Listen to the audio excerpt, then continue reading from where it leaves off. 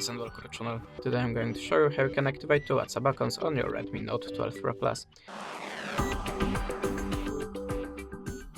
So if you have the first WhatsApp account and you need to enable the second one with the separated contacts, separated number for example for your work or something, just open the Play Store and look for the WhatsApp, but not for normal app, look for the WhatsApp business.